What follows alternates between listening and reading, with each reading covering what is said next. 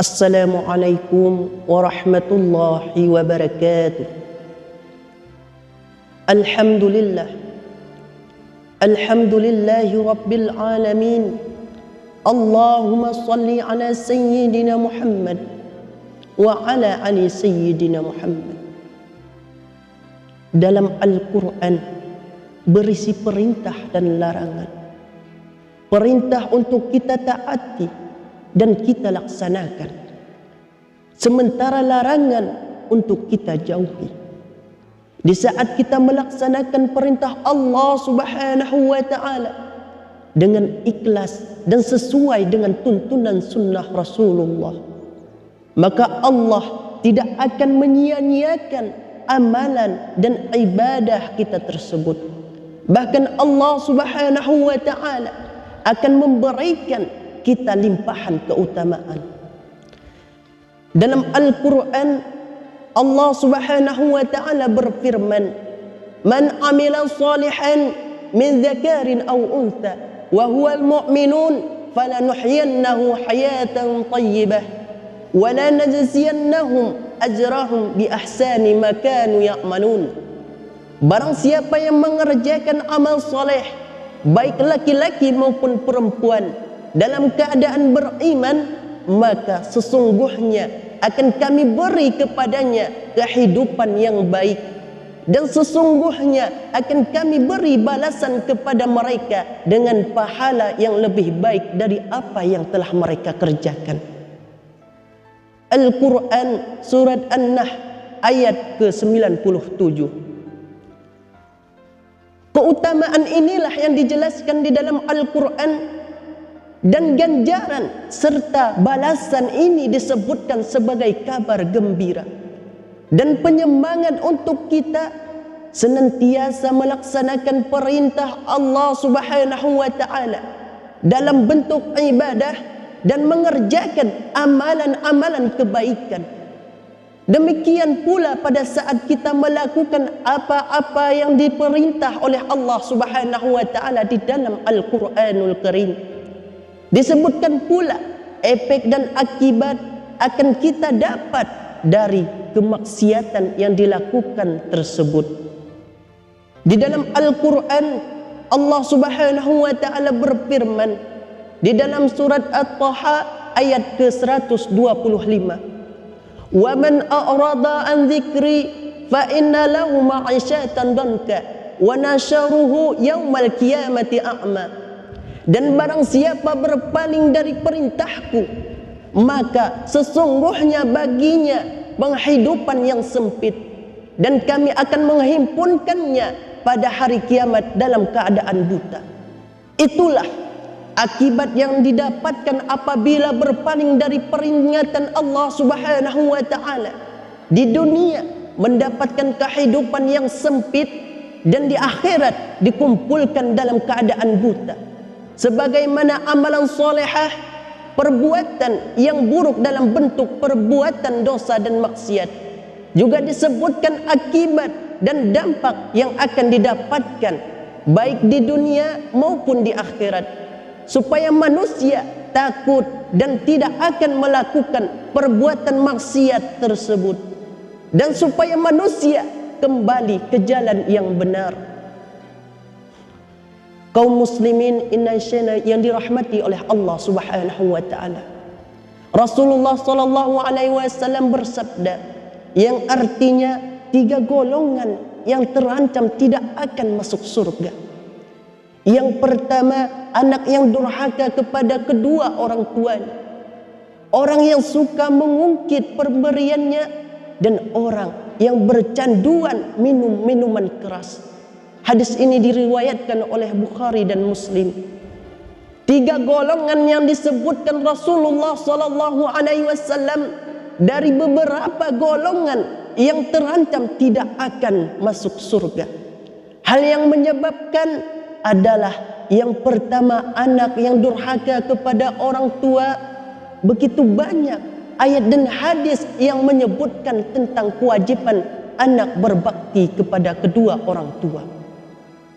Di dalam Al-Quran Allah Subhanahu wa ta'ala juga menjelaskan dalam surat Al-Isra ayat ke-24 yang berartikan, dan rendahkanlah dirimu terhadap mereka berdua dengan penuh kesayangan dan ucapkanlah, wahai Tuhanku, kasihanilah mereka keduanya sebagaimana mereka berdua telah mendidikku waktu aku kecil.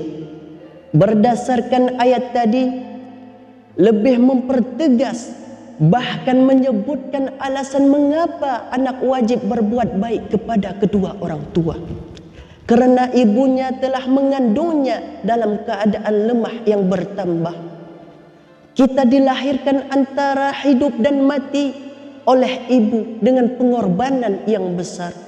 Setelah lahir, kita disusui ibu kurang lebih 2 tahun. Ayah tidak kalah besar pengorbanannya kerana bertanggung jawab untuk mencari nafkah.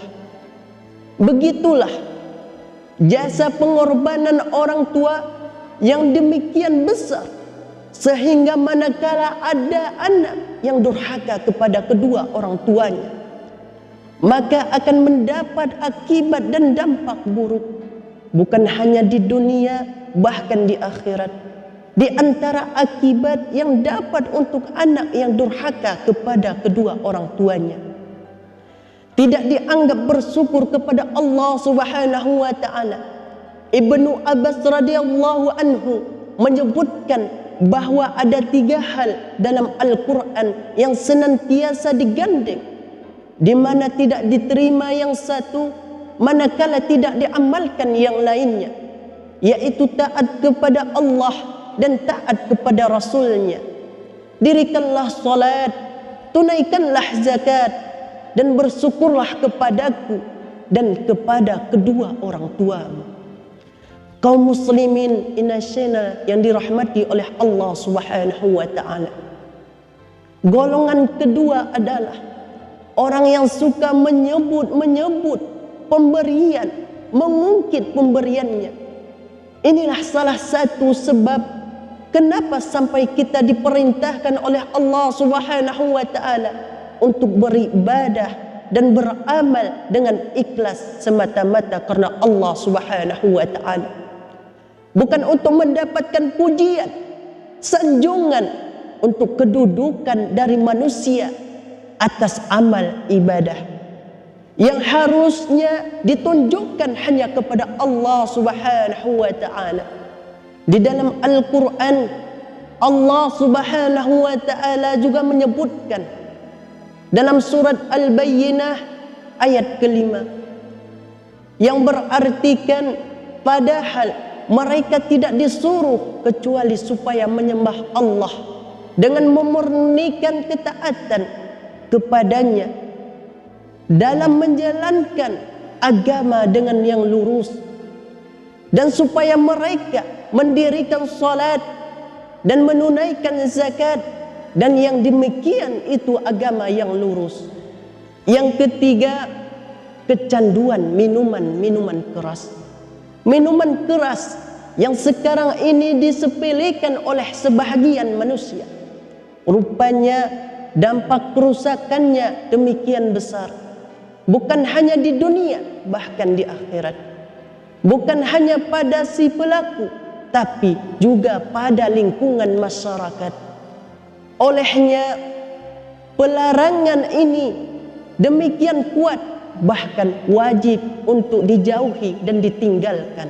Di dalam Al-Quran, Allah Subhanahu wa taala juga menjelaskan hal ini di dalam surat An-Nisa ayat ke-90.